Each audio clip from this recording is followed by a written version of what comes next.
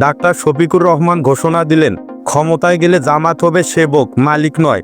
সোহরাওয়ার্দী উদ্যানে লাখো জনতার সামনে তিনি জানান, তাদের দলের কেউ এমপি মন্ত্রী হলেও সরকার থেকে কোনো প্লট নেবে না, ট্যাক্স ছাড়া গাড়ি ব্যবহার করবে না, যেটুকু বরাদ্দ পাবে তা কাজে লাগিয়ে শেষে দেশের 18 কোটি মানুষের সামনে স্পষ্ট হিসাব তুলে ধরবে।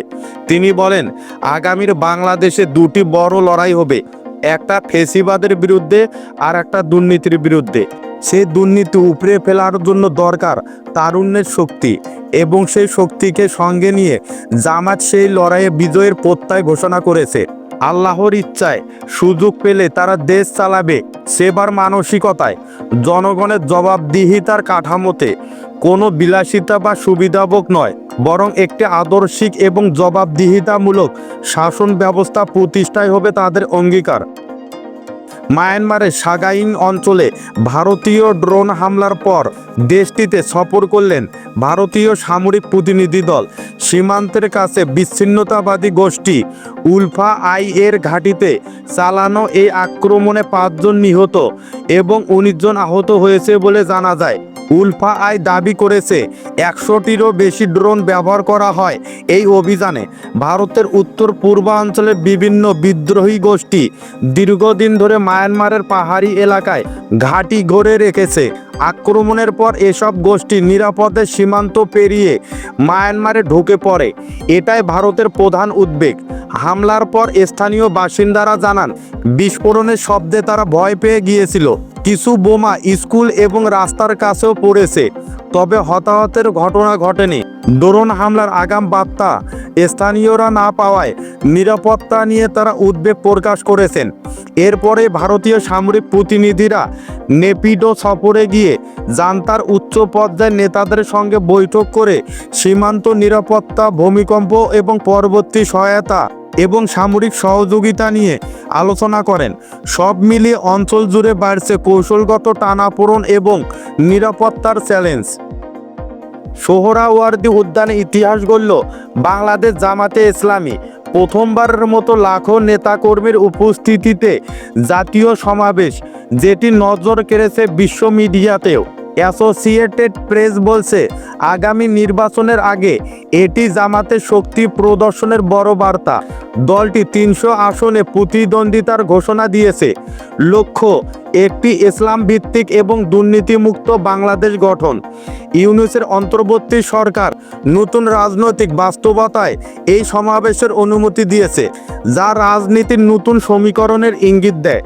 1971 সালের পর এই মাঠে জামাতের এই উপস্থিতি অনেককেই চমকে দিয়েছে। সমর্থকরা জানায়, তারা এমন বাংলাদেশ চায় যেখানে বৈষম্য থাকবে না, ইসলাম হবে শাসনের মূলনীতি, আর নেতারা হবেন সৎ এবং জবাবদিহিতামূলক। দাবি এলাকায় রাত কাটিয়ে হাজারো কর্মী সকালে মিছিল করে সমাবেশে অংশ নেয়। তরুণদের মতে, ইসলামপন্থী দলগুলো এক হলে কেউ তাদের দমন করতে পারবে না। গাজায় ইসরায়েলি আগ্রাসন অব্যাহত থাকলে আরও সেনা হারাবে তেল আবিব, এমন সতর্কবার্তা দিয়েছেন হামাসের মুখপাত্র আবু ওবায়দা। সম্প্রতি এক ভিডিও বার্তায় তিনি জানান, হামাস এখন ক্ষয়ক্ষতির যুদ্ধে প্রস্তুত এবং গাজার প্রতিটি কোণ থেকে ইসরায়েলি বাহিনীকে প্রতিরোধের মুখে ফেলবে। তিনি দাবি করেন, যুদ্ধ শুরুর পর শত শত ইসরায়েলি সেনা নিহত বা আহত হয়েছে, আর হাজার হাজার মানুষ মানবিক আঘাতে ভুগছে। আবু ওবায়দা বলেন, নেতানিয়াহু বন্দীদের ফিরে পেতে আন্তরিক নন, তাই আরও সৈন্য এবং অফিসারকে কফিনে দেখতে হতে পারে তাদের। তিনি আরব নেতাদের নীরবতা এবং পাশ্চাত্যের নিপীড়ক শক্তির সমর্থনের সমালোচনা করে বলেন, এই নীরবতায় হাজারো ফিলিস্তিনির রক্তে রঞ্জিত। হামাসের পক্ষ থেকে একটি ব্যাপক বন্দি মুক্তি চুক্তির প্রস্তাব দেওয়া হলেও তা প্রত্যাখ্যান করেছে ইসরায়েল। বর্তমানে হামাসের হাতে থাকা 50 বন্দির মধ্যে মাত্র 20 জনের জীবিত থাকার ধারণা রয়েছে। তবে হামাস জানায়, গাজায় স্থায়ী যুদ্ধবিরতি, সেনা প্রত্যাহার এবং মানবিক সহায়তা নিশ্চিত হলে তারা সবাইকে মুক্তি দিতে প্রস্তুত। সোহরাওয়ার্দী উদ্যানে জামাতের সমাবেশে বক্তব্য রাখতে গিয়ে এনসিপি নেতা সার্জিস আলম বলেন, 72-এর মুজিববাদী সংবিধান রেখে কোনোদিন সত্যিকারের বাংলাদেশপন্থী রাষ্ট্র গড়া সম্ভব না। তার মতে এখন সময় এসেছে নতুন সংবিধান এবং গণতন্ত্র নির্বাচনের। তিনি বলেন, রাজনৈতিক মতভেদ থাকতে পারে, কিন্তু মুজিববাদীদের বিরুদ্ধে আমাদের ঐক্যবদ্ধ হতে হবে। তাদের শুধু আইন দিয়ে নয়, রাজনৈতিক, সাংস্কৃতিক এবং অর্থনৈতিকভাবেও প্রতিহত করতে হবে। সার্জিস স্পষ্ট করে বলেন, ভারতপন্থী কোনো শক্তির এ দেশে জায়গা হবে না। তিনি অন্তর্বর্তী সরকারকে সুশীল নয়, বরং অভ্যুত্থান পরবর্তী সরকার হিসেবে দেখতে চান। সেই সঙ্গে তিনি নারীদের অধিকার, সংখ্যালঘুদের নিরাপত্তা নিশ্চিত করার কথাও বলেন। দলীয় বিচার বিভাগ এবং দল তুষ্ট আইন শৃঙ্খলা বাহিনী নয়, চান নিরপেক্ষ রাষ্ট্র কাঠামো। চাঁদাবাজি, সিন্ডিকেট বা দখলদারিত্ব যেই করুক, তার বিরুদ্ধে কথা বলতে হবে।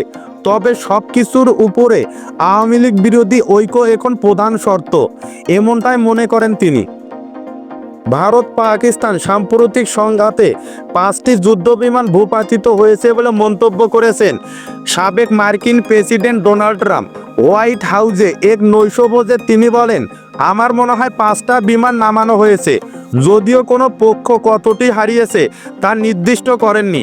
পাকিস্তান দাবি করেছে তারা ভারতের 5টি যুদ্ধবিমান গুলি করে ভূপাতিত করেছে।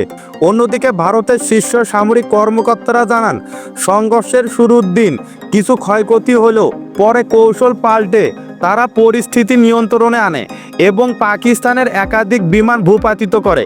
যদিও ইসলামাবাদ তা অস্বীকার করেছে, বরং তারা স্বীকার করেছে কিছু বিমান ঘাঁটিতে হামলা হয়েছে। এই সংঘাতের সূত্রপাত হয়েছিল কাশ্মীর অঞ্চলে হামলায় 26 জন নিহত হওয়ার পর। উত্তেজনা সর্বোচ্চ চূড়ায় পৌঁছালে ডোনাল্ড ট্রাম্প সামাজিক যোগাযোগ মাধ্যমে যুদ্ধবিরতির আহ্বান জানান, যা পরবর্তীতে পরিস্থিতি শান্ত করতে সহায়ক হয়। দুই পারমাণবিক শক্তিধর দেশের সংঘাত নিয়ে আন্তর্জাতিক অঙ্গনে ছিল ব্যাপক উদ্বেগ।